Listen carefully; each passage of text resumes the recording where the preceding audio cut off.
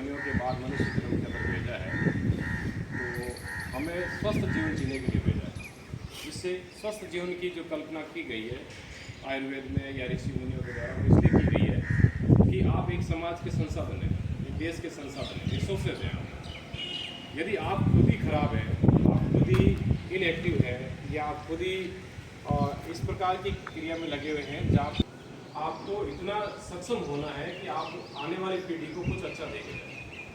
अब बहुत सारे लोगों के अंदर जो जेनेटिकली इफेक्ट जो जाते हैं एक पीढ़ी से दूसरी पीढ़ी में जाते हैं, वो डीएनए से जाते हैं। साइंस ये कहता है कि डीएनए बनता किससे? व्यक्ति के शरीर से बनता है। और शरीर यदि आपका स्वस्थ नहीं है तो डीएनए आपका अगली पीढ़ी में स्वस्थ नहीं जाएगा। नो डाउट जितनी बीमारी आज बच्चों के अंदर जो आ रही है वो डीएनए के खराब होने के कारण। दूसरा हमारा खान पान है। खान पान के अंदर संतुलित नहीं है। जितने हम तले भुने चीज़ें खा रहे हैं, जितनी हम रोस्टेड चीज़ें खा रहे हैं, जितनी हम पैक्ड चीज़ें खा रहे हैं, वो सारी हमारे स्वास्थ्य के लिए खराब है। किसी अपरिहार्य कारणों के कारण आप एक यात्रा में चले गए या कहीं आपको खाना नहीं मिला है, तो वहाँ पे ये चीज़ें आप कर सकते हैं, उसके लिए कोई पाबंदी नहीं। 1-2 दिन के लिए ऐसा चल सकता है।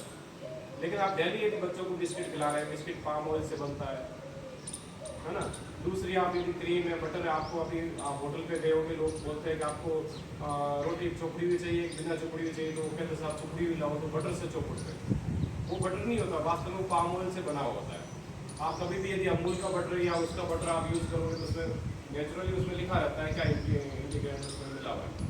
लेकिन यदि आप वहाँ पाम ऑयल से आप रोटी चोपड़ के खा रहे हो तो बहुत ही नुकसानदायक है आप लोगों के लिए। इससे अच्छा तो आप है जो बिना चोपड़ी रोटी खा लो, है ना। दूसरा ये है कि आप खाने की बजाय कार्बोहाइड्रेट हमारे शरीर में बहुत ज़्यादा जा रहा है, जिसकी आवश्यकता ही नहीं है। जो वर्क करता है आदमी 8 घंटे 9 घंटे, जो पावड़े से मेहनत करता है या गैती से मेहनत करता है या हार्ड वर्किंग करता है, पहाड़ों की चढ़ाई करता है या वजन लेके ढोता है, उसके लिए कार्बोहाइड्रेट की आवश्यकता है। जो आदमी बैठा है ऑफिस में बैठा, उसके लिए कार्बोहाइड्रेट ज़्यादा नहीं चाहिए, उसके लिए प्रोटीन चाहिए, विटामिन चाहिए और दूसरी चीज़ें उसकी बराबर मात्रा में होनी चाहिए। जो एक्सेस खा रहे हैं वो शरीर में जमा हो रहा है, और जमा होने का मतलब ये है कि आपका जो है लीवर उसको पचाने के लिए जितनी उसकी क्षमता है उससे ज़्यादा काम कर रहा है, और आने वाले समय में वो लीवर है जो जवाब दे देगा। सारी चीज़ों को पचाने का जो काम करता है वो लीवर करता है। जितने भी 100 प्रकार के रसायन जो अंदर बनाता है, जो केमिकल रिएक्शन करता है, वो सारा लीवर करता है। यदि आप लीवर के ऊपर ज़्यादा चीज़ें आप डालते जाओगे तो लीवर आपका काम करना धीरे धीरे कम कर देगा।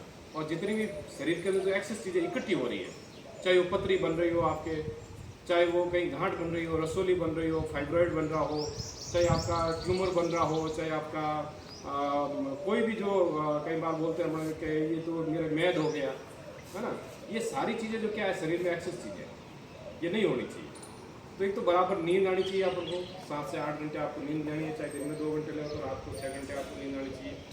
8 घंटे की यानी जो शरीर का जो हिस्सा है 24 घंटे का, उसको 3 हिस्से में बांट दो, 8 या 24। 8 घंटे आपको प्रॉपर रेस्ट मिलनी चाहिए शरीर को। हालांकि जैसे जैसे वृद्ध होते जाएंगे उसमें कमी होती जाएगी, 6 घंटे 4 घंटे पे आ सकते हैं। लेकिन फिर भी आपको इसको ध्यान रखना है कि 8 घंटे आपकी प्रॉपर रेस्ट हो, और आप 16 घंटे जो पीछे बचे हैं उसमें आप जी तोड़ मेहनत करो, गार्डनिंग करो घर पे। आप सीढ़ियाँ हैं घर पे, तो आप सीढ़ियाँ में 2-3 बार आप अप डाउन कर सकते हो। आप छत पे जाके कुछ काम कर सकते हो, आपके घर पे कोई छोटी मोटी चीज़ें कर सकते हो। पशु है तो पशुओं की कर सकते हो, माता पिता है तो उनके पाँव आप दबाते हो, मान लो उनकी पिंडलियों को यदि दबाते हो तो एक्सरसाइज तो आपकी भी हो रही है, सेवा की सेवा, और आपका खुद का योग हो रहा है। यहाँ आके अपने ऐसे ऐसे कर रहे हैं तो माता पिता के यदि हम पिंडी दबा दें, क्योंकि पिंडली का सीधा कनेक्शन होता है पेट से, आप जब पिंडली दबाओगे जब, तो उसके अपने आप है जो उनकी गैस है जो निकल जाती है। तो पिंडली के अनुसार आप इसका काम ले सकते हो। दूसरा ये है कि योग जो प्राणायाम आप करते हो, जितने भी जैसे भाई साहब बड़े ब्राह्मणी है,